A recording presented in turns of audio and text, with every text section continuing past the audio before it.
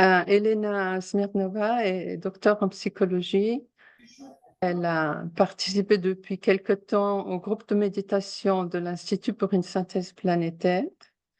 Et une fois, elle nous a demandé, est-ce que vous aimeriez qu'on vous présente une expérience internationale basée sur la grande invocation qu'on a faite avec un groupe dans 30 pays différents. Alors on a dit que oui, elle nous a présenté ça. Il y a eu un grand enthousiasme de la part de plusieurs présents et on a décidé de l'inviter à présenter aujourd'hui ce diaporama. Elle ne parle pas français, donc je remercie beaucoup Jérôme d'avoir traduit tout son travail, cette présentation, et aussi de la présenter aujourd'hui. Elena est sur Zoom, elle assiste à cette conférence, donc j'espère qu'elle pourra dire quelques mots à la fin ou répondre à des questions, on verra. Merci beaucoup.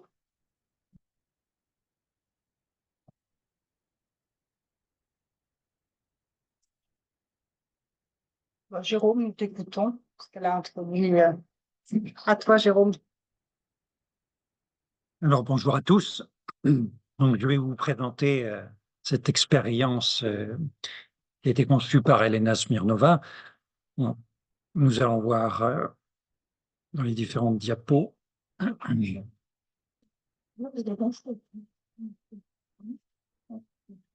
L'expérience a été réalisée par un groupe de méditants qui a été réparti dans différents pays. Et c'était effectivement une expérience assez internationale dans le sens où c'était un peu à l'autre bout de la planète, puisque Elena, qui est d'origine russe, je crois, en fait réside en Nouvelle-Zélande et c'est là qu'elle a coordonné cette expérience.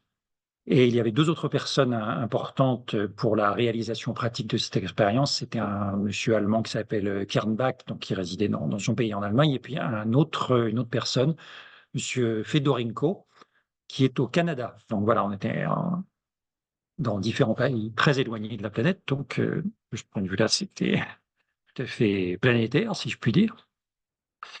Donc, l'idée, c'était effectivement, comme l'a dit Alice et Françoise, que vous n'avez peut-être pas entendu tout à l'heure, de voir l'impact, de mesurer éventuellement un impact de l'énergie spirituelle sur la matière en utilisant la grande invocation comme vecteur de cette énergie spirituelle.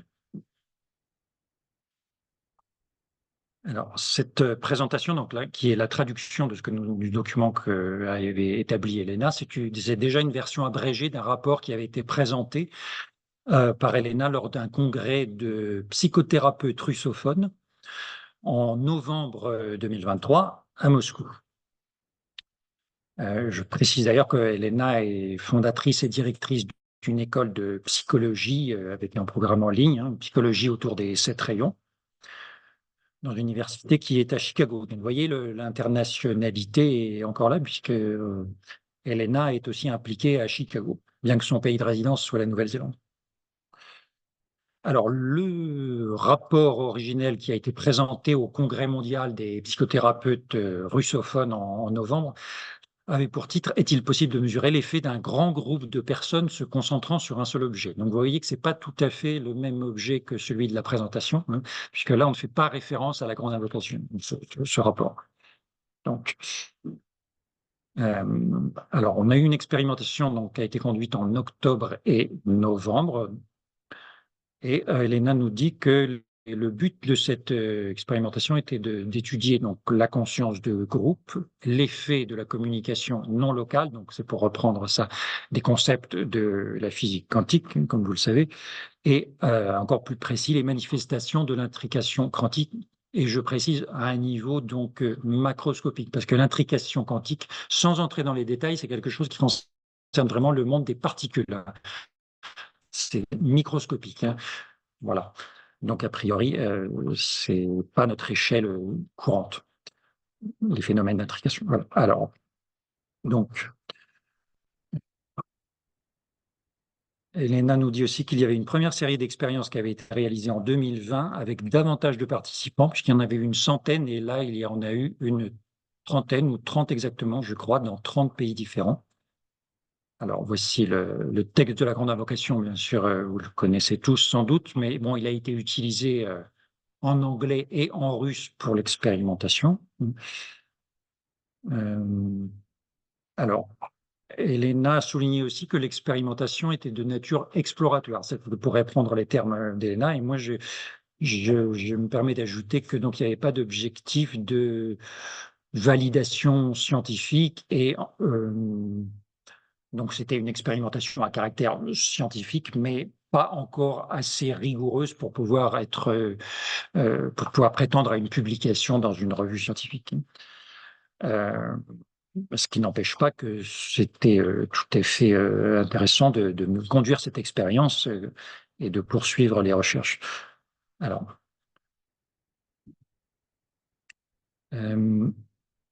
donc, on utilise pour cette expérience un récipient d'eau dans lequel on place des capteurs qui vont donc mesurer certaines grandeurs liées à l'eau, comme tout simplement sa température et son impédance. Alors ça parle peut-être pas à beaucoup de gens, c'est un peu l'inverse de la conductivité. Donc, la conductivité, hein, c'est le degré, on peut dire, enfin, dit qu'une solution a une conductivité élevée si elle conduit beaucoup le courant électrique. Voilà, donc l'impédance, c'est le contraire. Si l'impédance est élevée, la solution ne conduit pas beaucoup l'électricité. Alors, donc, on a essayé dans cette expérience de mesurer les variations de température et les variations de conductivité ou d'impédance à l'issue de la prononciation de la Grande Invocation pendant un certain temps. Alors, la question que j'ai posée, mais oui, je vais la mentionner tout de suite, c'est-à-dire que est-ce que les effets qu'on a mesurés, donc les variations de température et les variations d'impédance dans le récipient d'eau, est-ce qu'elles ont bien été dues à la méditation qui a été effectuée, donc en l'occurrence la Grande Invocation, ou bien est-ce qu'il y a eu d'autres causes? C'est ça un peu la question clé. Et c'est une question qui est relativement facile à formuler, mais à laquelle il est difficile de répondre, en fait, puisqu'il y a beaucoup de causes différentes qui peuvent être en jeu et elles sont difficiles à déterminer. Donc, voilà, l'enjeu est pas très simple. Donc, alors là, on a un petit schéma qui nous montre les portraits des 30 personnes qui ont été impliquées avec, vous voyez les fuseaux horaires, hein, puisque ces personnes étaient réparties dans différents pays, donc avec différents fuseaux horaires, et il y a eu il y a eu au moins 2 sessions avec deux situations différentes, c'est-à-dire une session où tout le monde méditait à la même heure et une autre session où chacun méditait à son heure liée à son fuseau horaire. Donc c'était intéressant aussi pour évaluer l'effet éventuellement aussi fort sans méditer en même temps. Alors, ici, il y a un nouveau petit schéma qui montre les localisations des 3 personnes qui ont un peu défini le protocole et utilisé les logiciels et le matériel. Donc, il y a Elena qui est en Nouvelle-Zélande, Monsieur Kernbach qui a conçu les capteurs et le logiciel, et puis Monsieur Fedorenko au Canada, qui s'est occupé aussi de la partie logicielle. Alors, on peut dire effectivement, comme on le voit sur ce schéma, que c'était déjà un triangle de connexion mentale et informationnelle qui était mis en place entre 3 participants, et puis tous les autres participants ont aussi créé une sorte de réseau énergétique planétaire, hein, même si on ne peut pas dire que c'était des triangles. Voilà. Alors ici, une photo qui représente le capteur, enfin le petit récipient d'eau avec 2 capteurs, donc 2 électrodes qui plongent dans le récipient pour mesurer la température et la conductivité. Puis vous voyez à côté un câble, hein, vous voyez, donc évidemment ce récipient est relié à un ordinateur et à un logiciel spécial qui a été développé par M. Kernbach. Alors, donc les séances de méditation duraient, je crois, 30 minutes chacune. Et il y avait une période préliminaire avant la méditation proprement dite pour une stabilisation en fait de l'appareillage pendant plusieurs heures avant de commencer la méditation proprement dite. Donc les mesures sont faites avant la méditation, pendant la méditation et après également. Donc là, on a une photo d'un opérateur avec son cerveau, puisque on sait que ça va jouer un rôle pour passer de l'aspect énergétique à l'aspect matériel, quand on prononce la grande invocation. Donc, et puis le capteur d'eau qui est reproduit à gauche, sur lequel, en fait, oui, c'est assez important, parce qu'en fait, les participants sont invités à prononcer la grande invocation et en même temps à se concentrer sur le récipient d'eau. Donc, dans certaines expériences, je crois qu'il y avait aussi c'est une expérience qui a été faite donc par le biais de Zoom qui permettait d'avoir, avec un partage d'écran, le récipient qui était visible pour l'ensemble des participants, le récipient sur lequel on mesure la température et l'impédance. Donc les participants se concentraient sur ce récipient en le voyant. Et aussi, pour certaines sessions, je crois, en voyant les courbes qui représentent les variations de température et d'impédance. Donc ça permet de faire de voir s'il y a un impact en direct, en fait. On va dire, ah ouais, je suis en train de méditer, nous sommes en train de méditer ensemble, et on a l'impression que la température descend. On peut avoir le temps de se rendre compte parce que la méditation se fait pendant 30 minutes, hein, donc on peut voir la température baisser. Alors, donc, les expériences ont été conduites pour certaines, comme je vous disais tout à l'heure, en même temps, pour d'autres, chacun à son heure locale. Donc, le capteur a décelé des changements qui étaient affichés sur un graphique de ce type. Vous voyez, donc là, on a deux courbes. Alors, si je montre ici, c'est... Oui, Non, les personnes qui sont en Zoom ne le voient pas, si je montre ici sur l'écran. si. Ils vont pas te voir, mais Ils ne vont pas voir ton doigt, non. Ouais, d'accord. Mais avec la souris, par contre, on voit ici. oui, avec la souris, on voit ce que tu désignes. OK, alors voilà, je ne sais pas si vous faites attention au pointeur ici. Donc, en bas, ici, on a l'heure. Hein, donc, on commence à 7h45. Donc là, personne ne médite de 7h45 à 8h45, mais c'est une phase de stabilisation. Et vous voyez qu'en fait, il y a déjà des variations. Hein. Ce n'est pas tout droit ici en noir, et là, en rouge, ce n'est pas tout droit non plus. Donc, ça fluctue déjà. Par contre, quand on commence à méditer à 8h45 jusqu'à 9h30, donc là, ce n'est pas une demi-heure, mais 3/4 d'heure de méditation, on voit tout de suite, hein, que les courbes changent par rapport à ce qui était avant. Alors là, c'était relativement, il y avait des fluctuations saisonnières, si je puis dire, mais là, il y a une hausse soudaine de la courbe en noir qui représente la température, et pour la courbe en rouge qui représente l'impédance, on voit qu'elle baisse, au contraire. Donc, la partie grisée représente la durée de méditation, enfin le temps de méditation de 8h45 à 9h30, et à partir de 9h30, c'est la fin de la méditation, mais on continue à mesurer les deux paramètres. On voit que la température ne change plus, ou un petit peu, mais de la même façon qu'avant la méditation. Sauf que vers la fin, elle a l'air de monter un peu, mais bon, on va laisser ça de côté, c'est pas très important. Et par contre, l'impédance qui a baissé pendant le temps de méditation proprement dit continue à baisser.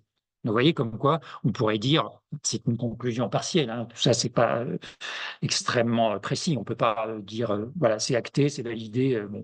Mais on constate que dans cette expérience-là, où on a ce graphique-là, la méditation a eu un effet une fois qu'elle est cessée, donc un effet décalé dans le temps. L'effet de la méditation ne s'arrête pas quand la méditation s'arrête. Donc ça, c'est très important de le souligner. Alors, ici, une petite précision sur la méthode qui est utilisée, ça s'appelle de la spectroscopie d'impédance électrochimique. C'est un peu du chinois pour certains d'entre vous, certainement.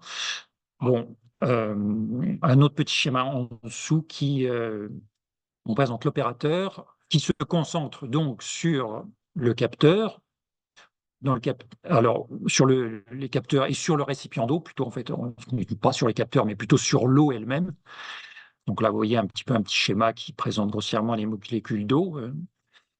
Et puis on reprend, ici le graphique apparaît à nouveau là, mais voyez, donc en fait, c'est intéressant parce que juste pour vous rappeler qu'effectivement, les participants pouvaient se concentrer à la fois, hein, comme je vous l'ai dit tout à l'heure, sur l'eau et sur le graphique en temps réel. Donc, on a vu que cette conductivité et la température ont changé. Alors ensuite, autre chose, une observation donc complémentaire. Là, on ne s'intéresse plus à l'effet sur l'eau, mais à l'effet sur les méditants. Ou en tout cas, je crois que sur ces schémas ici représentent l'effet sur l'opératrice principale, c'est-à-dire Elena, qui a utilisé un appareillage, une méthodologie qui s'appelle l'adaptométrie de Vlasov. C'est un monsieur qu'elle connaît personnellement et qui a dû concevoir l'appareillage qu'elle a utilisé, qui mesure la conductivité, donc pas de l'eau, mais de la peau cette fois. Donc elle devait avoir un petit capteur sur la peau pour mesurer l'évolution de sa conductivité. Donc le premier schéma à gauche représente, on va dire, l'aura d'Elena. Bon, je ne suis pas sûr que ce soit Elena, mais on va dire que c'était elle. Donc avant la méditation, le schéma du milieu après, et le troisième schéma, c'est un récapitulatif ou une superposition des deux schémas principaux pour qu'on voit mieux en fait la différence. Donc, et puis il y a un petit pourcentage de déformation qui est indiqué en bas. Donc, par rapport à, on va dire, à un ovale parfait qui serait en jaune, hein, sur le schéma de gauche, vous voyez, c'est pas très net, mais un ovale en jaune. Donc, vous voyez que la partie qui est en bleu-violet, là, elle n'est pas très régulière, mais le logiciel mesure qu'elle a une déformation de 9,76% par rapport à un ovale. Et une fois que la méditation est terminée, donc en fait, l'heure est indiquée, hein. Pour le premier schéma, la mesure a été faite à 20h39, et ensuite c'était à 21h19, donc 40 minutes après, si je sais bien compter. Euh, donc, ici, le logiciel nous indique que la déformation par rapport à un ovale est de 4,88%. Donc, elle a diminué. Elle est passée de 9,76 à 4,88. Donc, on peut dire que l'aura s'est un petit peu harmonisée. Et on le voit un peu mieux sur le schéma de droite, puisque en fait, voilà, il y a la courbe bleue qui reprend le schéma, enfin, l'aspect, le contour de l'aura après la méditation, et la courbe rose reprend l'aspect extérieur de l'aura avant la méditation, donc qui correspond au premier schéma. Voilà. Donc, vous voyez, la méditation semble avoir un effet, au moins dans cette session-là, sur l'aura de la personne qui médite. On peut dire qu'il y a une augmentation. Alors, je ne sais pas si on peut parler d'une augmentation d'énergie, mais une harmonisation de l'aura par l'aspect de son contour, certainement. Alors, donc, des conclusions partielles qu'on peut tirer, puisque j'ai envie de dire que c'est une expérience qui est en cours, hein, donc, il y aura d'autres expérimentations et d'autres conclusions qui viendront. Donc, pour l'instant, ce qu'on peut dire, c'est qu'effectivement, il y a probablement enfin, une influence mentale par la pensée en général et par la grande invocation en particulier de l'opérateur et du groupe d'opérateurs, en fait, puisque c'était une expérience en groupe, donc une influence sur l'eau, et qui doit dépendre, en fait, effectivement, de l'état mental. C'est-à-dire qu'effectivement, si un ou plusieurs des méditants est en train de penser à son jardin ou à ses courses, effectivement, on pourrait faire l'essai, hein, on dire, ah bah, là, vous allez méditer en pensant à vos courses ou à votre chien, et on va voir si ça change. On pourrait mesurer l'évolution des paramètres. Donc, bon, ça n'a pas été fait, hein, mais c'est intéressant. Là, on suppose qu'effectivement, que l'état mental influe sur les résultats, sur les paramètres mesurés. Et puis, ce qui en dépend, enfin, ce qui pourrait aussi effectivement changer les, les paramètres de température et d'impédance, c'est le degré de cohésion à l'intérieur du groupe.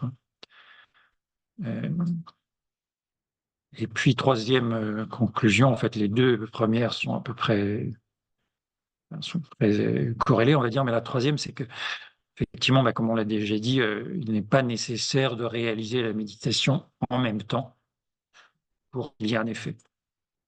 Mais je voudrais souligner que, d'une part, effectivement, c'est des conclusions partielles, et puis l'expérience est en cours. Donc, je n'ai pas le détail de toutes les sessions qui ont été faites par Elena et le groupe de personnes, le groupe de ses collaborateurs et collaboratrices, mais elle nous dit qu'il y a eu aussi, alors il y a eu une session en 2023, hein, en octobre et novembre, et puis il y a eu d'autres sessions en 2022 et aussi en 2020, je crois.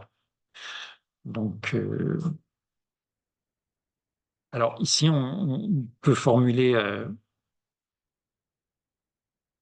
une hypothèse théorique, alors soulignée par le point 2, qui dit qu'il y a peut-être ce qu'on pourrait appeler une intrication mentale quantique. L'intrication quantique, on ne la qualifie pas de mentale dans les expériences quantiques, parce qu'on ne s'occupe pas de conscience vraiment dans les expériences de physique quantique, dans les conclusions actuelles, dans les théories actuelles, on ne parle pas tellement de mental. Donc là, c'est un peu un élément nouveau, mais qui demande à être étudié.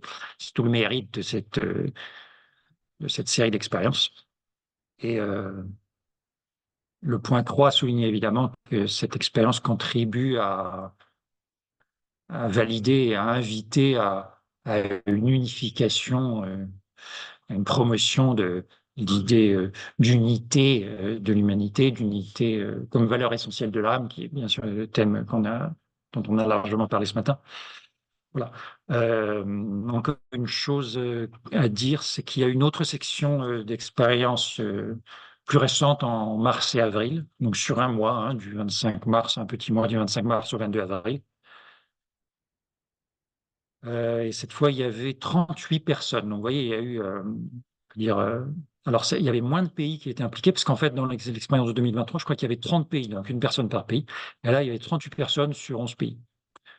Mais c'était intéressant de voir qu'il y a eu 38 personnes, bon, parce qu'il y avait eu, dans les premières expériences, il y avait une centaine de personnes. Donc, on pourrait se dire, ah bah oui, c'est dommage que cette expérience ait été, ça aurait pu être un petit peu décourageant, mais là, voilà, s'il y a eu de nouvelles personnes qui ont été recrutées, c'est bien. Enfin, je souligne ça parce qu'effectivement, je pense que c'est une expérience qui mérite d'être poursuivie, hein, et avec davantage de rigueur, peut-être pour pouvoir être publiée ou être au moins porté au public, vers la connaissance des sciences publiques d'une certaine manière. Et donc, il faut qu'il y ait des participants. Donc, effectivement, c'est bien qu'il y en ait eu 38 là récemment, et voilà. Donc, excusez-moi, oui, il y a encore un petit diapo qui parle d'un.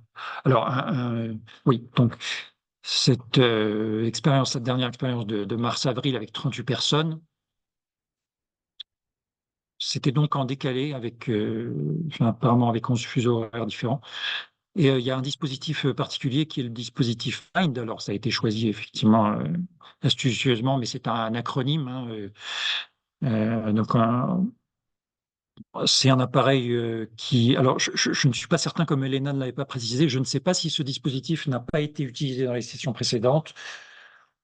Je n'ai pas de certitude là-dessus, il faudrait redemander à Elena, puisque c'est ce qu'elle a l'air de dire ici. Une nouvelle méthode a été ajoutée avec le dispositif MIND. Je vais juste vous montrer brièvement, je vois qu'il est 15 heures, mais.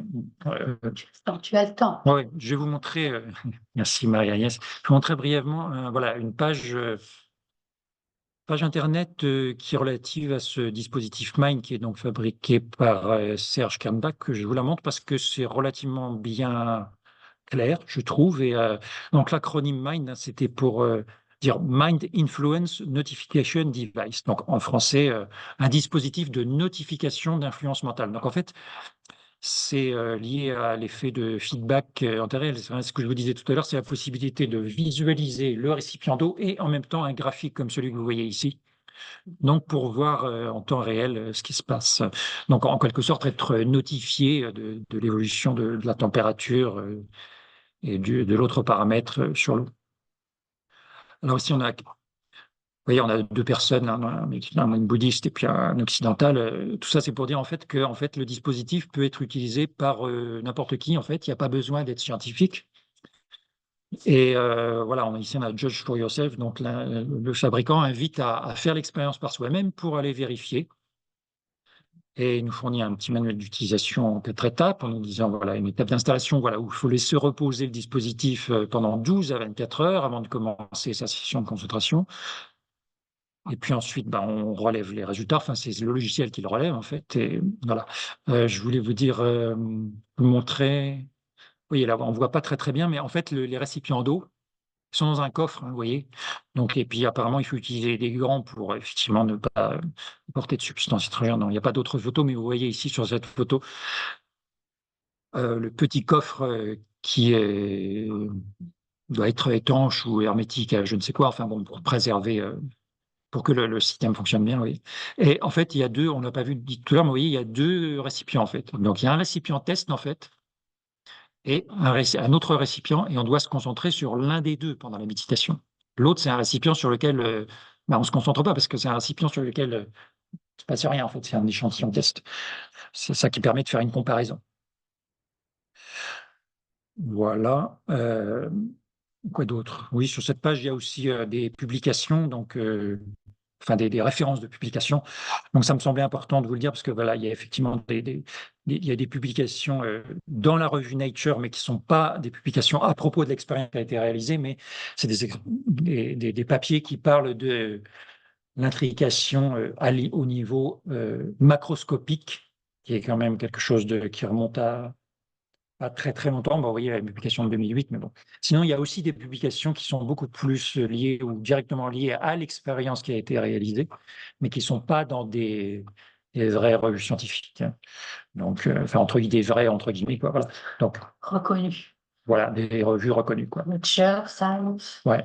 Mais c'est important parce qu'effectivement, toutes ces expériences-là sont très critiquées par les scientifiques qui se réclament, enfin, qui se qualifient de vrais scientifiques, hein. Donc, voilà, donc mais on peut au moins se réjouir qu'ils ne nous mettent pas des bâtons dans les roues et qu'on puisse poursuivre ces expériences-là, puisque voilà, ça nous permet d'aller vérifier en groupe que l'énergie spirituelle agit bien sur la matière, même si on en est tous convaincus, mais on va aller vérifier. Voilà, c'est un peu l'invitation de ce monsieur. Il dit allez vérifier par vous-même. Voilà. Écoutez, voilà un peu ce qu'a voulu faire Elena. Je crois que j'en ai terminé, donc on va pouvoir passer au... Tu voulais montrer l'autre site aussi? Comment? L'autre site? Oui, l'autre site. Alors, effectivement, je n'y pensais plus. J'avais une autre chose que je voulais voir. Alors, comment je peux décaler ça? Non. Je l'avais mis sur un autre. Oui, mais je ne sais plus comment c'est masqué par en haut. Je ne sais plus comment abaisser comment accéder à l'autre onglet, en fait. Oui. Il faut que je baisse. Bah, il va falloir être le partage et tu prends le onglet. Oui, ça peut être arrêter le partage. Arrête le partage Ouais. et va chercher l'onglet qui te manque. Ok. Ah, j'ai vu Elena. Ah, et là, je recommence le partage. Avec PowerPoint et Firefox. Ouais, c'est ça. Partage. Tu cliques Alors, non, c'est pas suffisant. Tu cliques les deux, Firefox et Microsoft Office, les deux.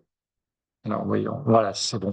C'est ça, ok. Alors, voilà, là, je voulais vous montrer une autre page qui est celle de Monsieur Fedorenko, donc le monsieur qui était au Canada et qui a aussi apporté une contribution importante à la mise en place de toutes ces expériences. Et donc, il a des collaborateurs, et notamment cette personne qui a proposé hier soir, je vous le dis, puisque effectivement hier soir il y avait une méditation de pleine lune avec un certain nombre de participants. Donc sur ce principe-là, alors ce n'était pas, je suis pas sûr que ce soit avec la grande invocation, mais peut-être avec d'autres pratiques spirituelles et énergétiques de méditation ou de prière. Autour, par contre, d'un récipient d'eau, donc avec les mêmes dispositifs technologiques. Et c'est quelque chose qui est répété chaque mois. Vous voyez, là, il y a un planning, en fait, hein. Donc, on avait le 21 juin hier soir, et la prochaine, c'est le 21 juillet. Donc, en fait, tout le monde peut s'inscrire en allant sur ce site aquapsy.com. Et je crois qu'il suffit d'avoir Zoom, enfin, d'ouvrir Zoom, et puis avec le lien qui est fourni. Voilà, je pense que si voilà, vous voyez, il y a un bouton là, Join Experiment.